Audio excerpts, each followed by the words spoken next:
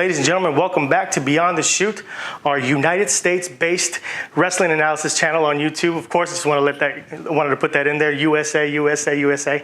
Of course, we're going to be representing the SmackDown brand today on Back to School. We'll be rating all the matches. We're doing all the segments as well.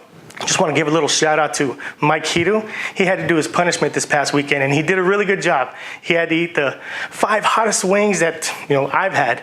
We put a little bit extra hot sauce on top. The video's coming out. It's being edited. It should be on in a few days, but it was really, really cool to see. He was actually crying. He was actually crying. He was actually moving around. He couldn't take it, but it was really funny.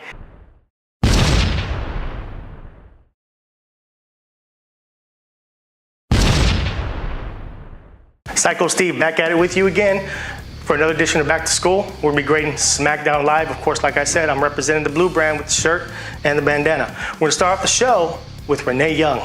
It's not a bad start. She is hot.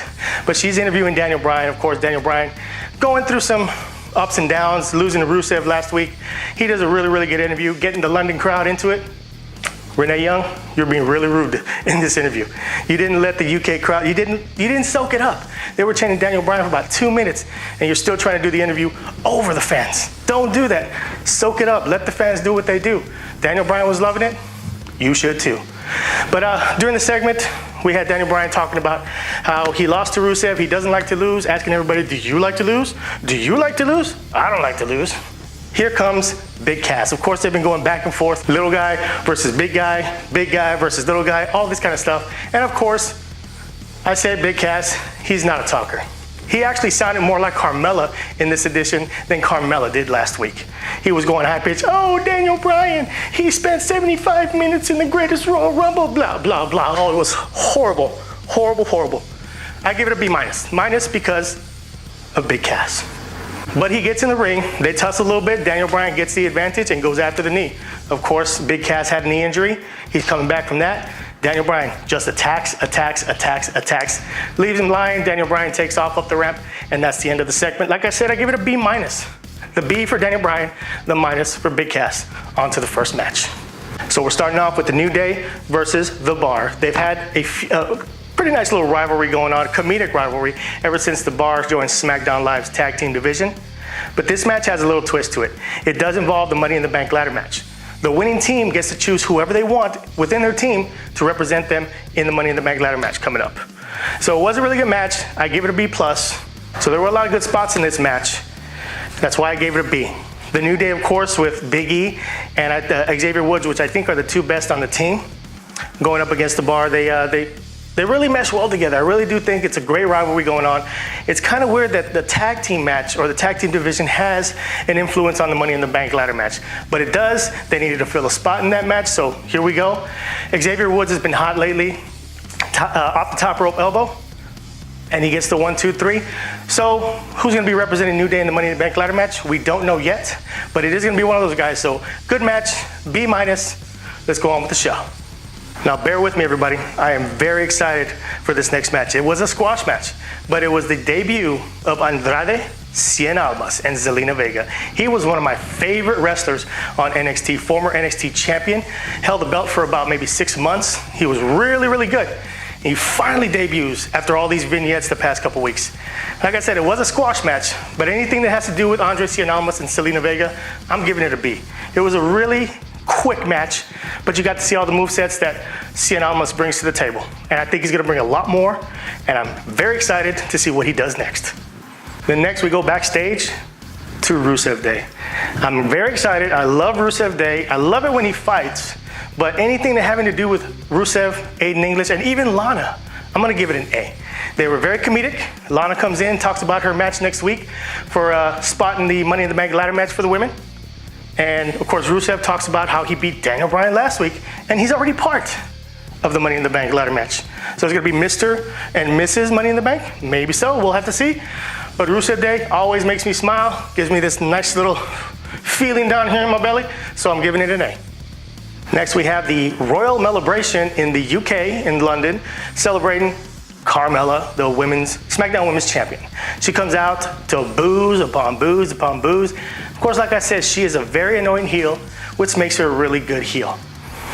Talking about herself, talking about how she beat Charlotte again, and how she's better than everybody else, and la da da, going on and on, but still annoying. I'm still watching. I still love the fact that she's a heel.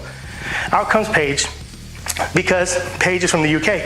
This is her hometown, so big pop for Paige. She comes in. This segment really wasn't about Carmella herself.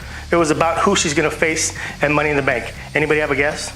You haven't seen her in a few weeks, maybe about 3 weeks. Of course, it's Asuka. Asuka's gonna be facing her for the title at Money in the Bank. It's a match where you're gonna have a great heel, an annoying heel, and an awesome babyface. Everybody loves Asuka. Nobody's ready for Asuka. Well, Charlotte is. She beat her at WrestleMania. But it's gonna be a good match, I think. It's gonna be really dynamic. It's gonna have some really good movesets, and I think Asuka's gonna carry Carmella and help her through the match. But we'll have to wait and see how it is. I give this segment a C, because it wasn't really too good till the end. Even Paige getting the big pop didn't do enough for me. But the fact that Asuka's back, I'm happy about that. Next up, we have another qualifying match for the women's Money in the Bank ladder match. Triple threat. Becky Lynch versus Absolution, but they're no longer Absolution. Absolution is dead, apparently, to Paige. So it's Sonya Deville, Mandy Rose, and Becky Lynch.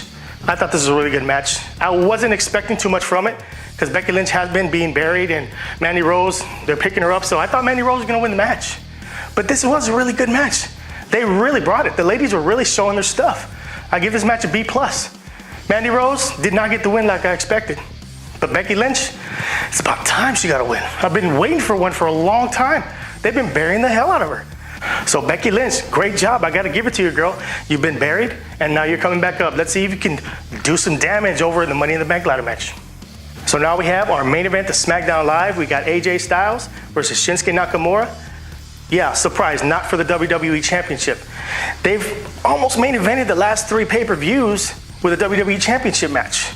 So it's kind of weird that they're having a SmackDown Live main event, not for the title, for a stipulation for their title match at Money in the Bank. It's kind of weird that they're coming from top-notch matches to just SmackDown Live stipulation matches. It's weird to me, but you know what? These two guys are amazing. They're amazing in the ring. They're amazing in the ring together. I give this match an A-. It was kind of cool to see Shinsuke Nakamura using more heel tactics.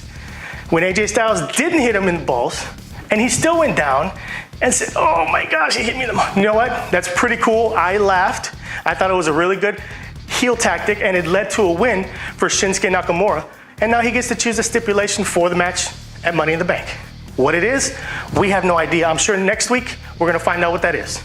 No doubt this show was absolutely really, really good. I give it a B+ as a final grade, but my grade really doesn't mean anything, except to me. So I wanna know what your grade for the show is. Please, click that eye right above my head. Click as many times as you want. Give it an A, give it a B, give it an F. If you give it an F, I'm gonna throw a comment back at you and say you're really, really dumb.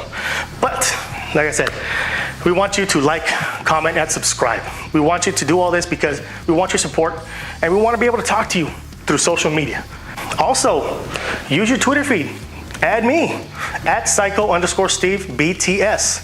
One more time, at @psycho_Steve BTS. Now, before I say goodbye, I just want to give a lot of props, a lot of love to the independents, especially Cody, the Young Bucks, Bullet Club members, for promoting an awesome event that's going to happen September 1st in Chicago at Sears Center Theater.